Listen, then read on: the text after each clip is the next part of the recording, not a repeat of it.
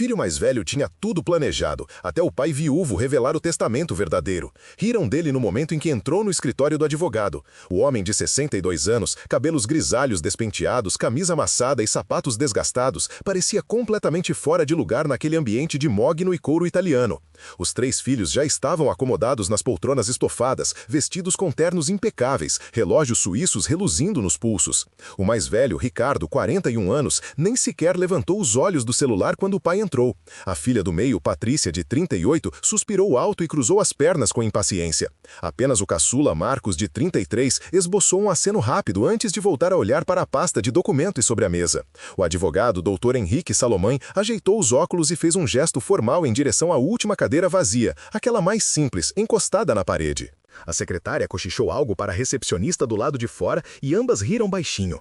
Era óbvio que pensavam, que homem era aquele, tão maltrapilho, para estar presente na leitura do testamento de uma das famílias mais ricas da cidade? O pai, seu nome era Antônio, sentou-se devagar, as mãos calejadas tremendo levemente. Ele não olhou para os filhos. Manteve os olhos fixos no chão de mármore, como quem já aprendeu que silêncio dói menos que confronto. A sala cheirava a café caro e papel velho.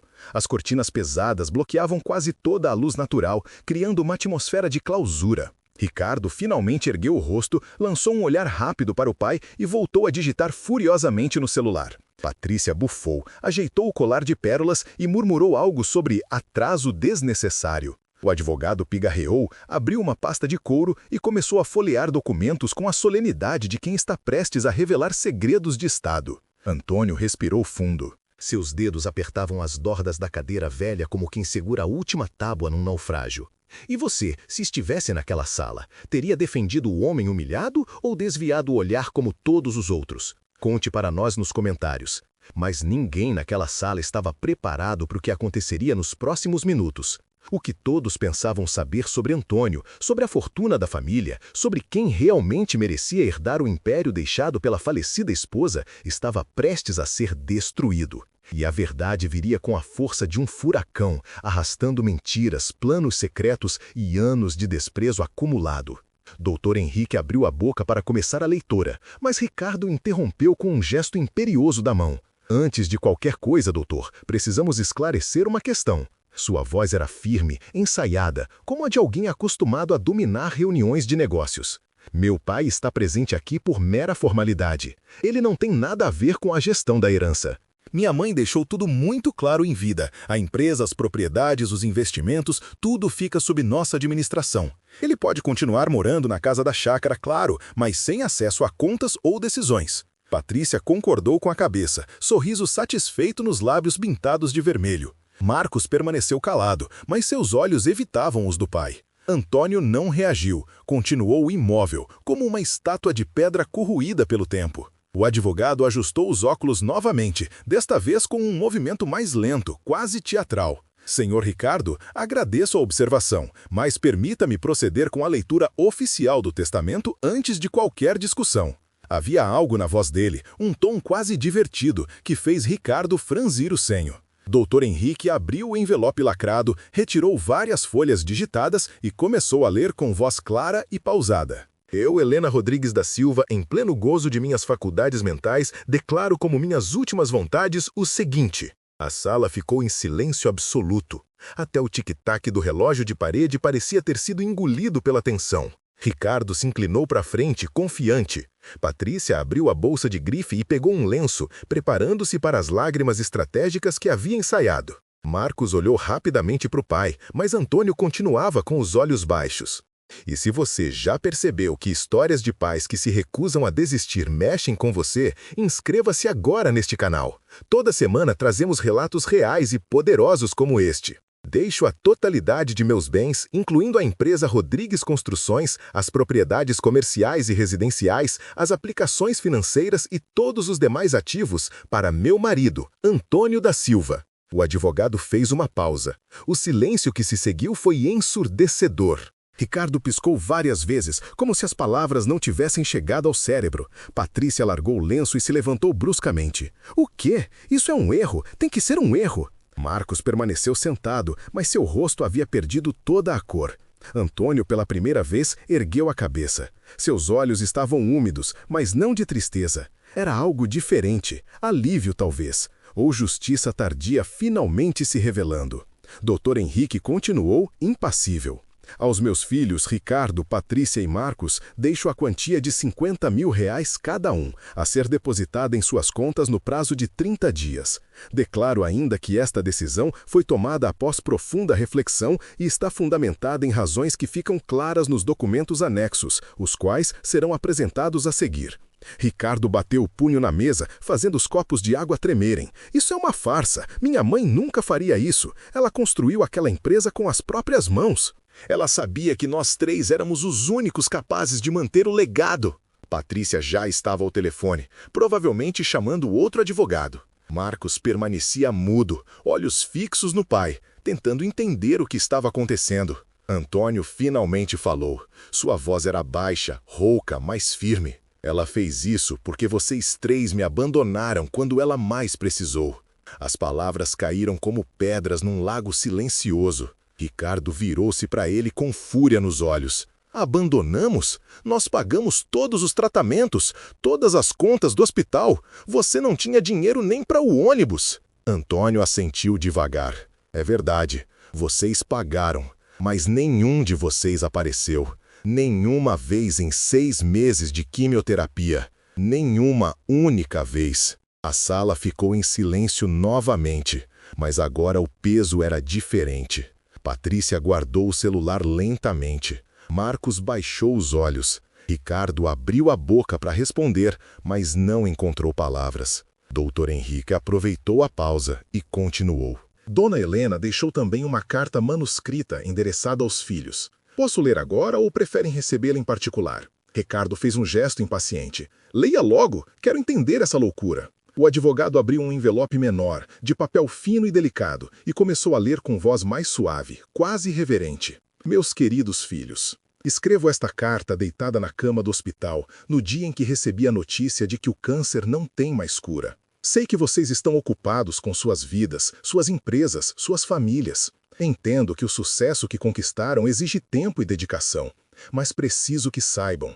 Durante esses 6 meses em que lutei contra a doença, apenas uma pessoa esteve ao meu lado todos os dias. Antônio dormiu em cadeiras desconfortáveis, segurou minha mão durante as crises de dor, limpou meu vômito, cortou meu cabelo quando ele começou a cair. Ele vendeu o carro velho que tanto amava para pagar remédios que o plano não cobria. Ele cantou para mim nas madrugadas em que eu chorava de medo. Ele me fez acreditar que viver mais um dia valia a pena. A voz do Dr. Henrique vacilou levemente. Ele limpou a garganta e continuou. Vocês nunca perguntaram como eu estava, apenas se as contas estavam sendo pagas. Nunca quiseram saber se eu tinha medo, apenas se os negócios continuavam rendendo. E quando eu pedi, implorando, que viessem me ver ao menos uma vez, Ricardo disse que tinha uma reunião importante. Patrícia alegou que estava viajando. Marcos simplesmente não respondeu. Então, decidi que meus bens irão para quem realmente esteve comigo quando eu mais precisava. Não é vingança, é justiça. E espero que, algum dia, vocês entendam a diferença. Patrícia estava chorando agora, mas não eram mais lágrimas estratégicas. Eram lágrimas verdadeiras, carregadas de culpa e arrependimento. Marcos tampou o rosto com as mãos. Ricardo permaneceu rígido, mandíbula travada, mas seus olhos estavam vermelhos. Antônio continuava sentado, imóvel, como se estivesse assistindo a uma peça de teatro sobre a vida de outra pessoa. Dr. Henrique dobrou a carta com cuidado e a colocou de volta no envelope. Há ainda um último documento. Dona Helena deixou instruções específicas sobre a gestão da empresa e das propriedades. Ricardo recuperou a voz, embora ela saísse trêmula. E o que ela escreveu sobre isso? O advogado consultou outra folha. Ela determina que Antônio tem a total liberdade para decidir o destino de todos os bens. Ele pode vender, pode administrar, pode doar. A decisão é exclusivamente dele. No entanto, ela também deixou uma sugestão, não uma ordem, que Antônio considere oferecer uma participação minoritária na empresa aos 3 filhos, caso eles demonstrem, através de ações concretas nos próximos 12 meses, que estão dispostos a reconstruir a relação familiar que foi destruída. Ricardo soltou um riso amargo. Participação minoritária na empresa que eu ajudei a construir? Isso é ridículo! Antônio se levantou lentamente. Todos os olhares se voltaram para ele. O homem que havia sido ridicularizado, ignorado e menosprezado agora ocupava o centro da sala. Ele caminhou até a janela e abriu as cortinas pesadas. A luz do sol entrou com força, iluminando cada canto da sala de Mogno. Antônio olhou para fora por alguns segundos antes de falar. Vocês têm razão em uma coisa. Helena construiu aquela empresa com as próprias mãos. Ela era brilhante, determinada, incansável. Eu sempre fui apenas o marido que ficava em casa, que cuidava das coisas pequenas, que não entendia de negócios. E vocês herdaram a inteligência dela, o talento dela, mas esqueceram de herdar o coração dela. Ele se virou para os filhos. Eu não quero a empresa, nunca quis, mas Helena me deixou essa decisão porque confiava que eu faria o que ela faria. E sabe o que ela faria? Ela daria a vocês uma última chance. Não pelo dinheiro, não pela empresa. Mas porque, apesar de tudo, vocês ainda são os filhos dela. Patrícia soluçou alto. Marcos levantou o rosto, esperançoso. Ricardo permaneceu imóvel, orgulho e arrependimento guerreando dentro dele. Antônio continuou. Então, aqui está a minha proposta. Nos próximos 12 meses, vocês virão me visitar. Não para falar de negócios, não para discutir herança, mas para conversarmos como família, para me contarem sobre suas vidas, suas dificuldades, seus sonhos, para me deixarem conhecer meus netos, que mal vi crescer. E no final desse ano, se eu sentir que vocês realmente mudaram, que vocês entenderam o que Helena tentou ensinar, eu dividirei tudo com vocês. Não como herança, mas como presente. Dr. Henrique sorriu discretamente. Senhor Antônio, essa é uma decisão sábia e generosa. Ricardo finalmente se levantou. Ele caminhou até o pai, e por um momento pareceu que iria gritar, brigar, contestar. Mas então, para surpresa de todos, ele estendeu a mão. Aceito. 12 meses. Mas quero que saiba, eu sinto muito mesmo. A voz dele quebrou na última palavra. Antônio apertou a mão do filho e então, sem dizer nada, o puxou para um abraço. Ricardo resistiu por um segundo, mas depois cedeu, escondendo o rosto no ombro do pai como não fazia desde criança. E agora queremos saber de você. Se fosse Antônio, teria oferecido essa segunda chance ou guardado a mágoa para sempre? Deixe sua opinião nos comentários. Os meses que se seguiram foram estranhos e desconfortáveis no começo. Ricardo apareceu na chácara onde Antônio morava numa tarde de sábado, trazendo o filho de 10 anos que o avô mal conhecia. Eles passaram a tarde consertando uma cerca quebrada, em silêncio na maior parte do tempo. Mas no final, enquanto tomavam limonada na varanda, o menino perguntou ao avô sobre como era a vida quando não existia internet. E Antônio contou histórias da infância, e Ricardo ouviu, realmente ouviu, pela primeira vez em décadas. Patrícia começou a visitá-lo aos domingos, trazendo almoço feito por ela mesma. As primeiras refeições foram tensas, cheias de silêncios constrangedores, mas aos poucos ela começou a perguntar sobre a mãe, sobre como eles se conheceram, sobre os primeiros anos de casamento. E Antônio, com os olhos brilhando, contou sobre o baile onde viu Helena pela primeira vez, dançando com um vestido verde que parecia feito de luz. Marcos foi o que mais demorou a se abrir. Ele aparecia, ficava meia hora e ia embora. Mas numa noite chuvosa de julho, ele bateu na porta da chácara às 2 da madrugada, encharcado e chorando. Contou que o casamento estava desmoronando, que ele não sabia mais ser feliz, que tinha medo de ter se tornado um estranho para a própria esposa. Antônio fez café, sentou-se ao lado do filho e simplesmente ouviu. Não deu conselhos mirabolantes, não citou filosofia barata. Apenas disse: às vezes, filho, a gente precisa parar de correr para conseguir enxergar o que está parado ao nosso lado. Marcos dormiu no sofá naquela noite e voltou outras vezes depois disso. Quando os 12 meses se completaram, Antônio convocou uma nova reunião no escritório do Dr. Henrique. Os 3 filhos chegaram pontualmente, mas desta vez não havia ternos pomposos nem relógios ostensivos. Ricardo vestia uma camisa simples. Patrícia trazia flores. Marcos carregava uma foto emoldurada da mãe. E quando Antônio entrou, nenhum deles desviou o olhar. Todos se levantaram. O advogado sorriu, claramente satisfeito com a mudança que via. Senhor Antônio, creio que chegou o momento de sua decisão. Antônio tirou do bolso um envelope amarelado. Antes de decidir qualquer coisa, preciso contar uma verdade que escondi de vocês a vida toda. Os 3 filhos trocaram olhares preocupados. Ele respirou fundo. Quando conheci sua mãe, eu era um operário de construção civil. Ganhava pouco, mas era honesto e trabalhador. Helena era filha do dono da construtora onde eu trabalhava. Quando nos apaixonamos, o pai dela me despediu e proibiu que nos víssemos. Mas Helena era teimosa. Ela fugiu de casa, largou tudo e veio morar comigo num quartinho alugado.